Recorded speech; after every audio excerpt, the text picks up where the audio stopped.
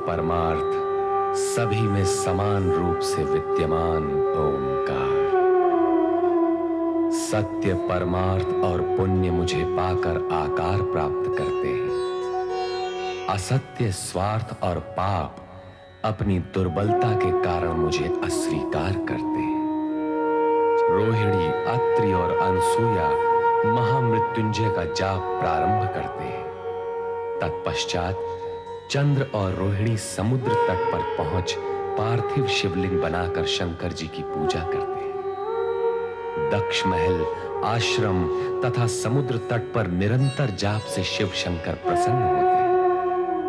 शंकर चंद्र से कहते हैं कि तुम प्रत्येक मास के कृष्ण पक्ष में क्षीण होकर अमावस्या तक आकाश में अदृश्य हो जाओगे, किंतु मेरे वरदान के प्रभाव से शुक्ल पक्ष में पूर्णिमा तक तुम्हारा प्रभाव बढ़ता ही रहेगा। रोग मुक्त होकर चंद्रदेव भगवान शिव से प्रार्थना करते हैं कि वे ज्योति के रूप में भक्तों के कल्याणार्थ सदा यहीं विराजमान रहें। तभी से भगवान शिव सोमनाथ ज्योतिर्लिंग के नाम से वहां विराजमान हो गए। जब सर्वप्रथम भोलेनाथ ज्योति स्तंभ के रूप में प्रकट हुए, तभी से वो दिवस महाशिवरात्रि के नाम से विख्यात हुआ।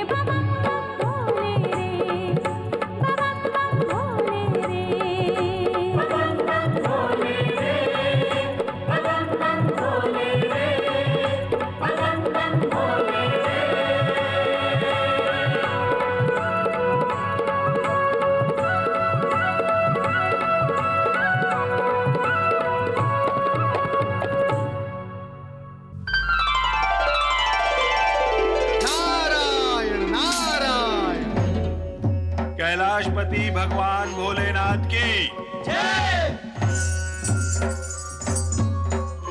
हे महेश्वर, आज कैलाश पर आकर ऐसा लग रहा है जैसे यहाँ का कण कण आनंद का प्रपात बन गया हो। यहाँ की पर्वतमालाओं ने जैसे सत्य, शिव और सुंदर का रूप धारण किया हो। हे महादेव, ऐसा अद्भुत दृश्य और प्रकृति का विलक्षण रूप कभी नहीं देखा। आज महाशिवरात्रि है देवर्षि। प्रभु, शिवरात्रि की महिमा पर आप ही प्रकाश डालिए। सर्वप्रथम जब मैं ज्योतिर्मय स्तंभ रूप में प्रकट हुआ था, वो मार्गशीर्ष मास में आद्र नक्षत्र से युक्त प्रतिपदा का समय था। सर्वप्रथम विष्णु और ब्रह्मा ने मेरे दर्शन किए थे और तभी से यह दिन महाशिवरात्रि के नाम से विख्यात है। हे महेश्वर, इस शुभ दिन का महत्व बताने की कृपा करें। भक्तजन इस रात्रि को शिव कृपा पाने की इच्छा से हमारा पूजन करते हैं, किंतु ये इच्छा पूर्ण होना इतना सरल नहीं। क्यों प्रभु? जब तक हृदय में अज्ञान और अधर्म का साम्राज्य चलता रहेगा, ना तो शिव तत्वों का प्रकाश होगा, ना ही मन का अंधकार मिटेगा। स्वामी, ये शिव तत्व क्या है और इसकी महिमा क्या है? नारद, तुम तो शिव और विष्णु दोनों के ही परम भक्त हो। सती की इस जिज्ञासा का निवारण तो तुम ही कर सकते हो। अवश्य करूंगा महादेव, किंतु इस समय मेरा मन गुरुद्रोह की व्यथा से व्याकुल है। गुरुद्रोह? ये कौन है देवर्षि? एक आदिवासी भील। अभी अभी अपनी आंखों से उसकी व्यथा देखकर आ रहा हूं। किंतु ये गुरुद्रोह है कौन और इसकी व्यथा क्या है? कृपा करके मुझे भी बताइए ना देवर्षि। हे महेश्वर, इससे पूर्व कि मैं देवी सती को उस भील के संदर्भ में कुछ बताऊं, कृपया कर आप मुझे ये बताएं कि जो कुछ उस भील के साथ हो रहा है, ये सब कहीं आप ही की तो लीला नहीं? नारायण नारायण। परम ब्रह्म तत्व को जानने वाला ऐसा प्रश्न नहीं करता नारद। तुम सती की जिज्ञासा का निवारण करो। माता, गुरुद्रोह एक आदिवासी भील है जो अरण्यों में रहकर पशु पक्षियों का शिकार करके अपने कुटुंब का पेट भरता है। आज मैंने अरण्य में क्या देखा कि गुरुद्रोह एक हिरनी पर अपना लक्ष्य साध के उसके पीछे पीछे भाग रहा है। हिरनी की भागने की गति इतनी तीव्र थी कि बहुत प्रयास करने पर भी गुरुद्रोह का लक्ष्य हिरनी पर नहीं लग रहा। देखते ही देखते हिरनी अदृश्य हो गई और गुरुद्रोह हताश और निराश हो गए।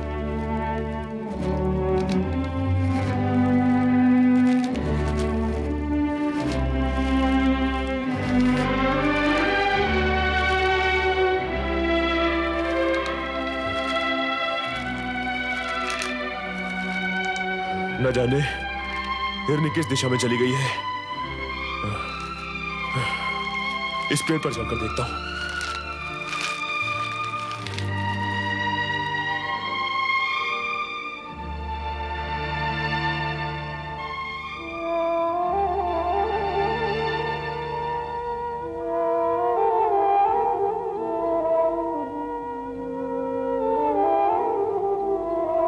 गुरुद्रोह जिस वृक्ष पर चढ़ा था, वो वृक्ष बिल्व वृक्ष था, जिसके नीचे एक प्राकृतिक शिवलिंग बना हुआ था।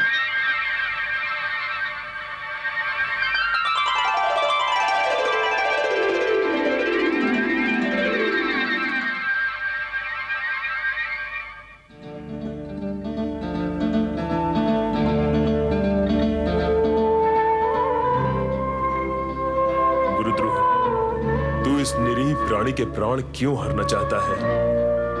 इसने तेरा आखिर क्या अनिष्ट किया है जो तू इसके प्राणों के पीछे पड़ा हुआ है?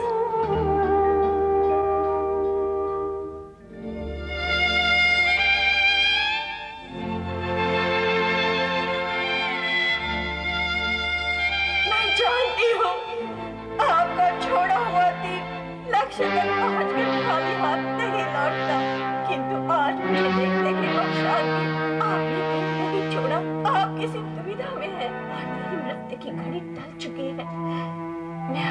आभारी हूँ। मेरे पति और बच्चे आपके सदा ऋणी रहेंगे, आपके सदा ऋणी रहेंगे। नहीं नहीं, मेरे मन में कोई दुविधा नहीं है। मुझे तुम्हारा वध करना ही है। मैं आपसे विनती करती हूँ, मुझे छोड़ दीजिए, मेरे बच्चों का अनाथ मत करिए। तुम्हारे बच्चों की चिंता करके यदि तुम्हें छोड़ दिया तो मेरे बच्चे भूख से तड़प तड़प कर मर जाएंगे। नहीं, ये मैं नहीं होने दूंगी। मेरे पति और बच्चे मेरी प्रतीक्षा कर रहे होंगे। बस मुझे इतना समय दे दीजिए कि उनसे एक बार मिलूं और कह भी आऊं कि यही हमारा अंतिम मिलन है।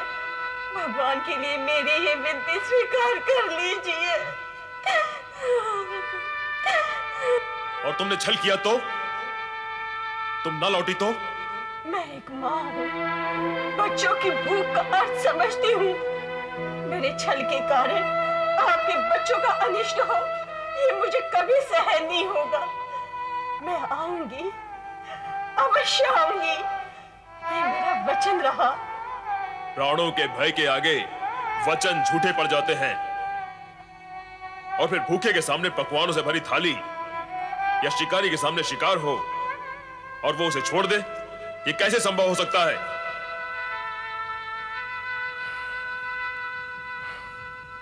समझ में नहीं आता कि मैं क्या करूं। तुम रो रही हो? नहीं, मुझे तुम पर दया आ रही है। दया? और मुझ पर? हाँ, क्योंकि मैं तुम्हें तुम्हारे धर्म से विमुख कर रही हूँ। यदि घोड़ा घास पर दया करेगा तो खाएगा क्या? तुम शिकारी हो, यदि सामने आया शिकार छोड़ दोगे तो तुम्हारे परिवार का पेट कैसे भरेगा? तुम तुरंत चली जाओ यहां से, अन्यथा स्वभाववश हाथ में पकड़ा ये बाण चल जाएगा और तुम्हारे प्राण पखेरु उड़ जाएंगे। उस दशा में तुम्हारे परिवार वाले, तुम चली जाओ यहां से। आपने अपना कर्तव्य पूरा किया, अब मैं भी करूंगी। घर में सबसे मिलने के उपरांत यही आकर तुम्हारे सामने खड़ी हो जाऊंगी। तब तुम मेरे प्राण हर लेना। तुम्हें मुझ पर भरोसा नहीं? तुझ पर भरोसा है या नहीं, मुझे तो अब स्वयं पर भी विश्वास नहीं रहा। तुम कुछ सोच रहे हो? नहीं नहीं, तुम शीघ्र जाओ और जल्दी लौटकर आना। मैं तुम्हारी यही प्रतीक्षा करूंगा। धन्यवाद शिकारी जी, धन्यवाद।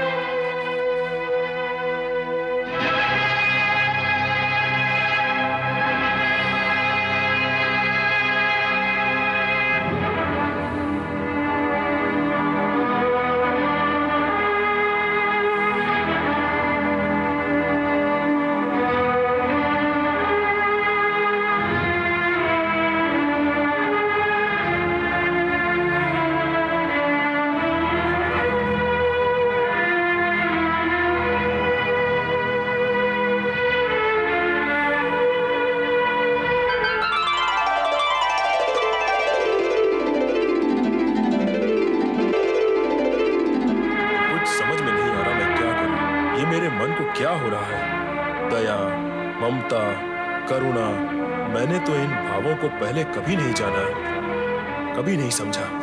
मुझे अपने आप को संभालना होगा। शिकार करना मेरा कर्म है, मेरा धर्म है, मैं उसे नहीं छोड़ सकता।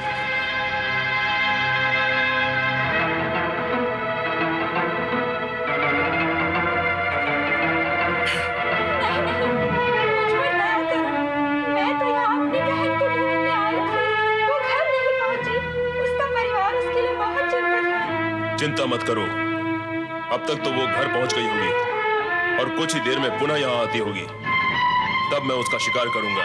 किंतु उससे पहले नहीं नहीं, मुझे छोड़ दो।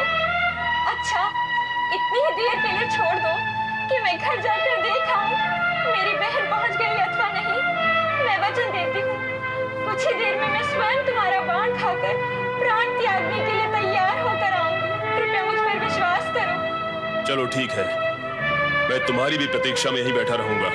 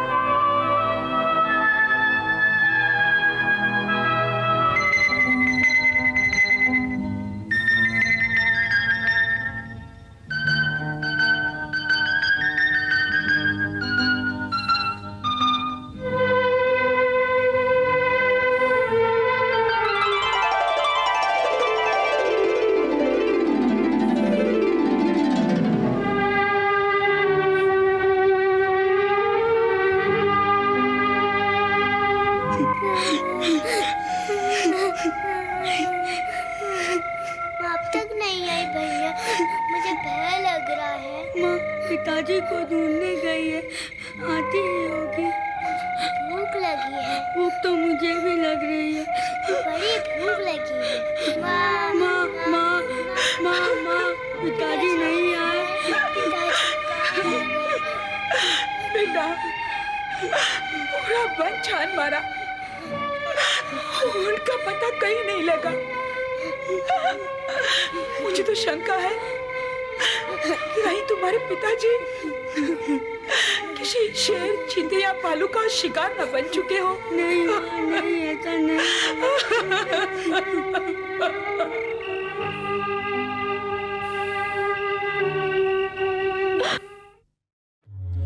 ओम नमः शिवाय। ओम नमः शिवाय। ओम नमः शिवाय। ओम नमः शिवाय। ओम नमः शिवाय। ओम नमः शिवाय। ओम नमः शिवाय। ओम नमः शिवाय।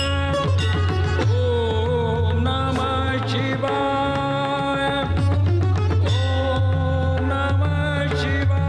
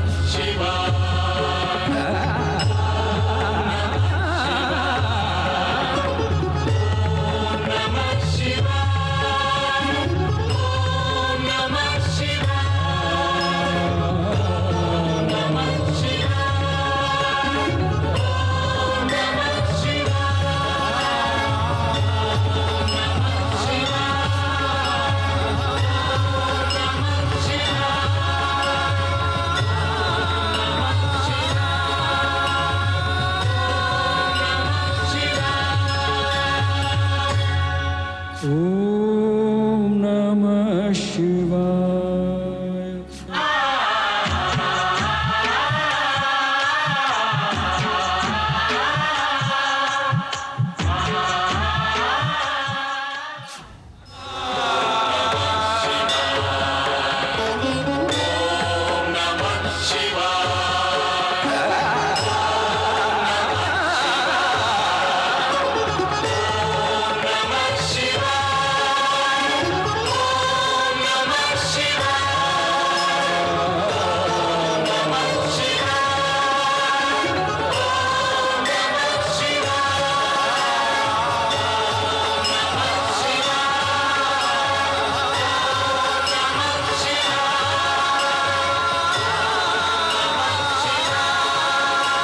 ओम नमः शिवाय।